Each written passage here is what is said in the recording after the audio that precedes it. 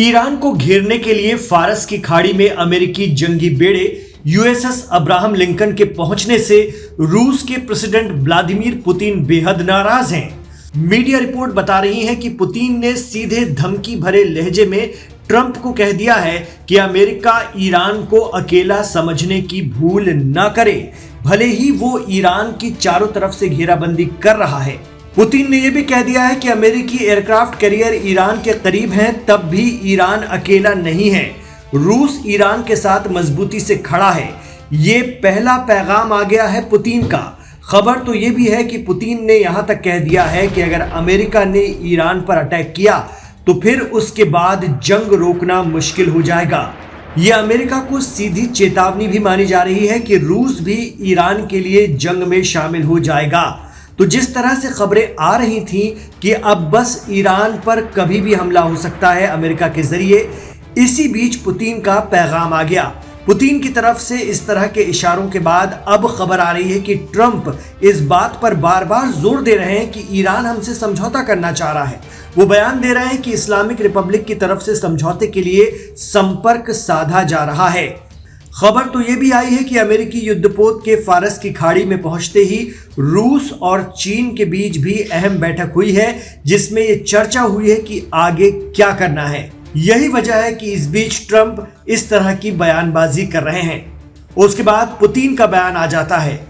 कुछ media report तो ये भी दावा कर रही हैं कि अगर अमेरिका ईरान के खिलाफ ऐसी कोई कार्रवाई करता है तो रूस और पर्दे के पीछे से चीन मिलकर अमेरिकी वॉरशिप को भी उड़ा सकते हैं। इस बीच ईरान की फतेह 2 मिसाइलों का पूरा जखीरा यूएसएस अब्राहम लिंकन को निशाने पर लेने के लिए तैयार है। साथ ही शाहिद और अराश ड्रोन की यूनिट भी पूरी तरह से मुस्तैद बताई जा रही है ईरान की तरफ से। एक्सपर्ट कहते हैं कि देखा जाए तो ईरान की दुश्मनी अमेरिका से सीधे नहीं बल्कि इसराइल की वजह से है, लेकिन रूस और चीन तो अमेरिका के पारंपरिक दुश्मन हैं। अगर अमेरिका ईरान पर हमला करता है और ईरान को नुकसान पहुंचाता है तो ये रूस के लिए भी नुकसान होगा। पहली बात तो ये कि रूस का ईरान में बड़ा निवेश है और दूसरा, ईरान की वजह से ही रूस मिडिल ईस्ट में थोड़ा बहुत बचा हुआ है। सीरिया में अमेरिका और इसराइल का दबदबा बढ़ने के बाद रूस को वहां से अपने वजूद के लिए जद्दोजहद करनी पड़ रही है।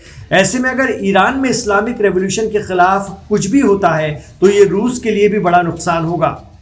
रूस और चीन किसी भी कीमत पर अमेरिका का गलबा उस खित्ते में कायम नहीं होने देना चाहते।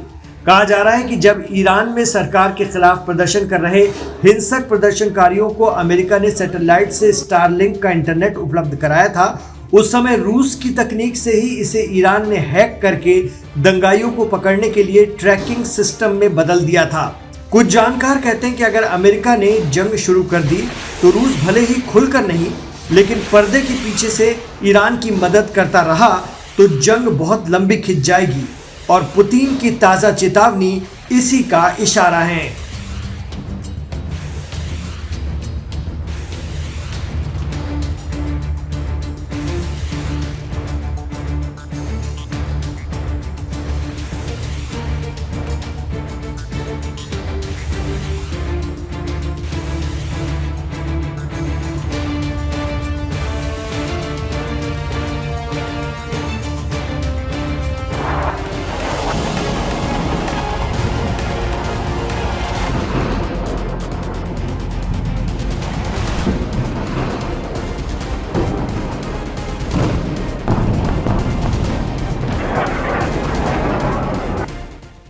ईरान और अमेरिका के बीच किसी भी जंग की आशंका के मद्देनजर तुर्की ने अपनी तैयारी शुरू कर दी है।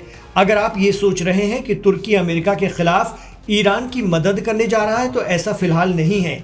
युद्ध होता है तो ईरान को अपनी लड़ाई अकेले ही लड़ना पड़ेगा, शायद ही उसका कोई खुलकर साथ दे, और ये बात ईरान अच्छी तरह जानता है। दरअसल तुर्की सहित ईरान के सीमावर्ती देश इस कोशिश में हैं कि ईरान की सीमा से एक बफर जोन तैयार कर लिया जाए। इसके लिए प्लान ए, बी और सी तैयार किया जा रहा है।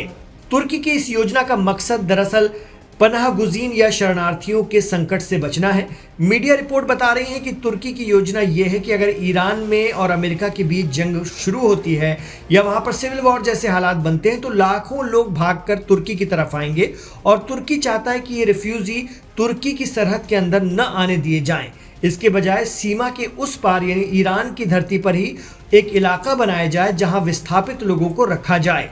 तुर्की पहले से ही सीरियाई शरणार्थियों के बोझ से दबा हुआ है और वहां की इकोनॉमी और सामाजिक ढांचा अब और ज्यादा शरणार्थियों को स्वीकार करने की स्थिति में नहीं नजर आता है।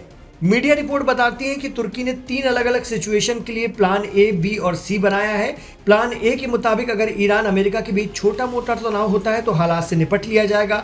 प्लान बी कहता है कि अगर अमेरिका ईरान पर हमला करता है और युद्ध होता है तो फिर उस स्थिति में कैसे निपटना है।